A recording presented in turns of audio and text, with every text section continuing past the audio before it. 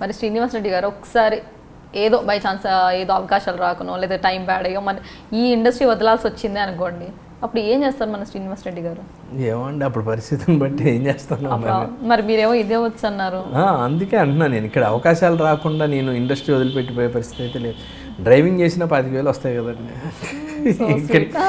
ఇక్కడ ఇండస్ట్రీలో నువ్వు బండి కొనుక్కున్నాడు అంతేగాని ధైర్యం కోల్పోలే, సమస్య లేదు. ఇండస్ట్రీని వదిలిపెట్టిపోయేది అయితే లేదు, ఇక్కడే ఉంటాం. ఇక్కడ బండి తీసుకుని కూడా ఇక్కడ వీళ్ళకి తిప్పుతాడు. అంతే కదా. Very nice.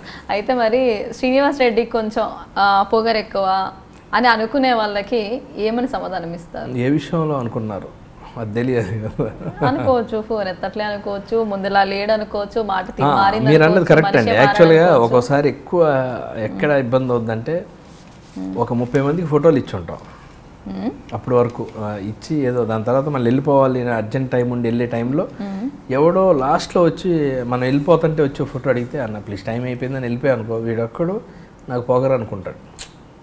అప్పుడు దాకా ఇచ్చేసి మనం వెళ్తా అందరిని ఇచ్చేసి వెళ్తుంటే లాస్ట్లో వచ్చి ఎవరో ఒకళ్ళు అడిగి తీయిపోతే గ్యారంటీ పొగరు అనుకుంటాడు. అది తప్పులేదు నిజంగా, ఆయన దృష్టిలో నిజంగా పొగరుండి వెళ్ళిపోయినట్టే. కానీ మన అర్జెన్సీ అంటే తెలియదు కదా. సో మీరు ఏం ఎక్స్ప్లెనేషన్ ఇవ్వాలనుకుంటారు అలాంటి వాళ్ళకి? సిచ్యువేషన్ మీరు ఏదైనా రాంగ్ చూసుంటే ఉన్న పరిస్థితిని అర్థం చేసుకుంటే చాలు.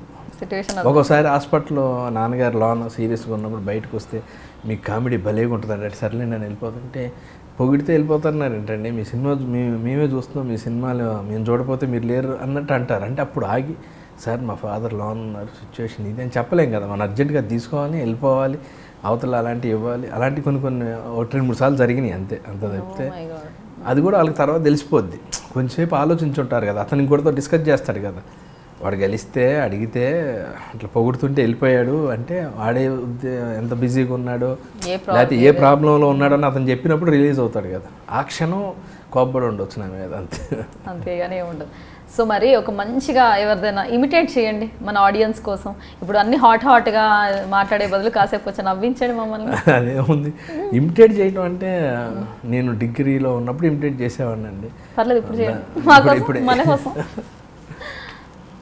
ఎవరిని ఇమిటేట్ చేయలేను నేను ఎప్పుడు. అంటే సరదాగా ఆట పట్టించడం ఏడిపించడాలు తప్పితే లొకేషన్లో నేను ఎప్పుడు ఇమిటేషన్స్ ఏమి పెద్ద మీరు వీడియోలు గతంలో ఎత్తుకున్నా కానీ దొరకవు.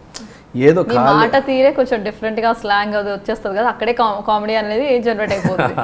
సో పర్లేదు ఏదైనా డైలాగ్ అంటే నేను పటాస్ సినిమాలో కానీ వరుసగా 2-3 సినిమాల్లో చేసా. కందిరికి సినిమాలో ఒకసారి చేసాం, దాని తర్వాత పటాస్లో ఒకసారి చేసాం, ప్రేమంలో. ఈ 3 సినిమాల్లో సిఎస్ఆర్ శకుని పాత్రను ఒకటి ఇమిటేట్ చేసాం. హీరో కళ్యాణ్ రాము హీరోయిన్ అడిగితే తిట్టి వెళ్ళిపోతే మెయిన్ వాళ్ళ అక్క అనేది తెలుస్తుంది అన్నమాట. సుయోధన పాపను వదిలిపెట్టి వాళ్ళ అక్కను గోకితే బాగుంటుంది అని సిఎస్ఆర్ ఆంజనేయులు లాగా చెప్పావు అనమాట.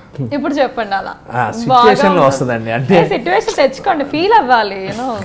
ఆర్టిస్ట్ అంటే ఇలా ఎనీ టైం నిద్ర లేపిన డైలాగ్ అంటే అది వస్తుంది. అది మీరు డైలాగ్ ఇచ్చి డైలాగ్ చెప్పమంటే చెప్తాం కానీ మీ ఓన్ డైలాగ్ చెప్పండి, అదే చెప్పాలి. ఎనీ డైలాగ్ ఫర్ ఆడియన్స్ చెప్తాలేండి. టైం తీసుకొని చెప్తారా? క్వశ్చన్స్ దగ్గరికి వెళ్ళమంటారా? క్వశ్చన్స్ అంటే మన ఆడియన్స్ కోసమే నేను ఏమైనా మంచి కామెడీ అది ఇది చేస్తారేమో అని నేను చూస్తున్నాను, ఎంటర్టైన్ చేస్తారేమో అని. బయట ఎంటర్టైన్ చేయడానికి మా శివారెడ్డి ఉన్నాడు అనుకోండి, మీరు ఒక్క వాయిస్ అడిగితే 10 వాయిస్లు టకా చెప్తాడనమాట. మా టాలెంట్ మా ఇమిటేషన్లో నెంబర్ 1 మనోడు.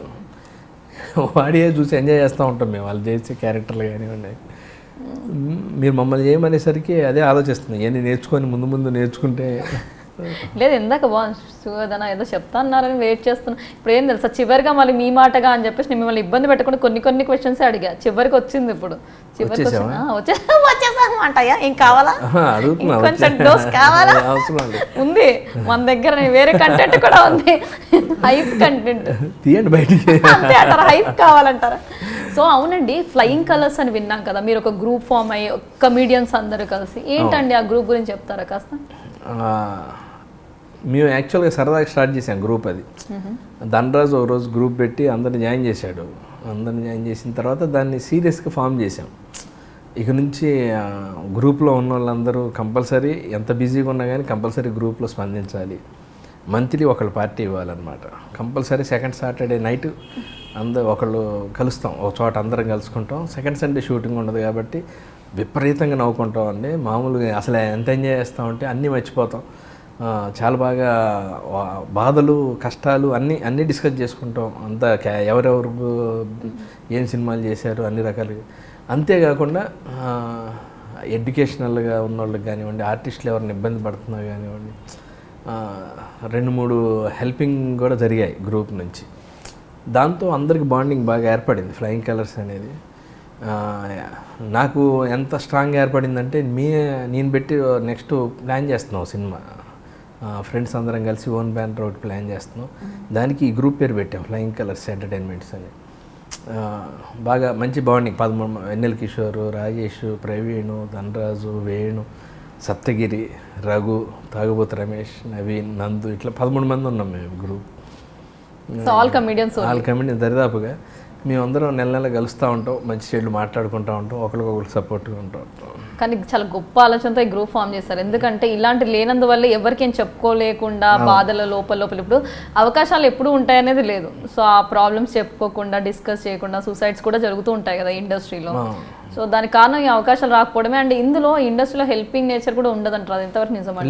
లేదు, హెల్ప్ చేసేవాళ్ళు కంపల్సరీ ఒకరికొకరు హెల్ప్ చేసేవాళ్ళే ఉంటారు. ఒక డైరెక్టర్ ప్రతి క్యారెక్టర్ కూర్చొని తనే సెలెక్ట్ చేయడండి.